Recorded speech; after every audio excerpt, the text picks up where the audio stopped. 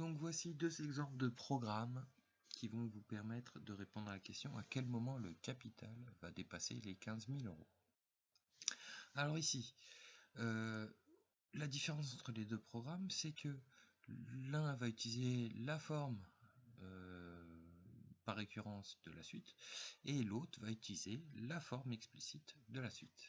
Alors si on utilise la forme récurrente de la suite géométrique, c'est-à-dire qu'on va multiplier tout le temps par le même nombre pour calculer le terme suivant. Ici, on définit d'abord le capital de départ, 10 000 euros. C'est le capital qu'on dépose. Et comme on veut créer cette notion de suite, et qu'on ne l'a pas au niveau de la variable, je ne peux pas créer une variable qui va s'appeler C0, puis l'autre C1, C2, C3. Donc là, ça nous ferait créer beaucoup trop de variables. Donc ici, on crée une variable qui va permettre de définir le rang, en fait, à quel rang je me trouve.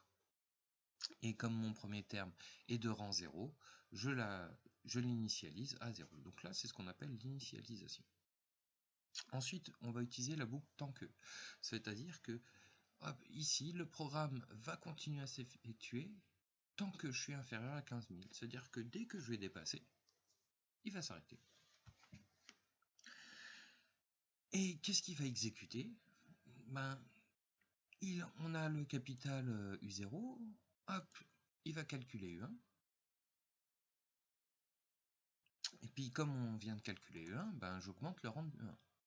Puis il va faire ça ainsi de suite, il va calculer U2, U3, U4, U5. Et donc on le définit comme ça. Donc là, je calcule le terme suivant. Et ici, le rang, je vais l'augmenter de 1. C'est ça que ça veut dire.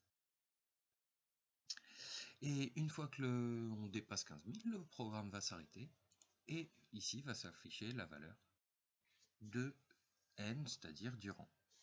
Qui nous intéresse, c'est-à-dire à quel rang j'ai dépassé 15 000 euros. Pour la forme explicite, c'est un peu différent. Donc on a le début qui est exactement le même au niveau de l'initialisation. On définit ses 0, on débute au rang 0. Tant que j'ai pas dépassé les 15 000, je continue les deux lignes qui sont ici. Et ici, en fait, on voit qu'on inverse. En fait, d'abord, on va augmenter le rang. Et ensuite, on calcule le terme suivant. Alors pourquoi on fait ça? Si je le faisais dans l'autre sens,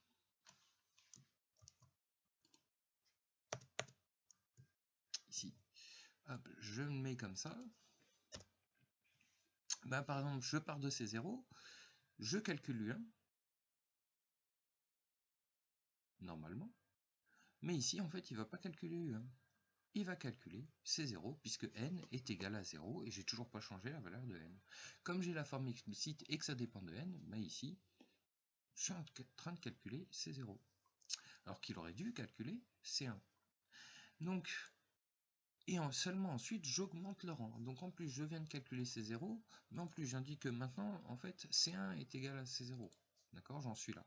Donc, il y a un petit problème à ce niveau-là. C'est pour ça que on le met au début, puisque de toute façon, ici, je vérifie bien que C0 est inférieur à 15 000. J'augmente le rang de 1, je calcule, et je vérifie si C1 est inférieur à 15 000. S'il n'est pas inférieur à 15 000, je continue jusqu'à trouver. Et donc quand je vais m'arrêter, j'aurai le bon terme avec le bon rang. Et bien sûr, à la fin, on demande d'afficher le résultat.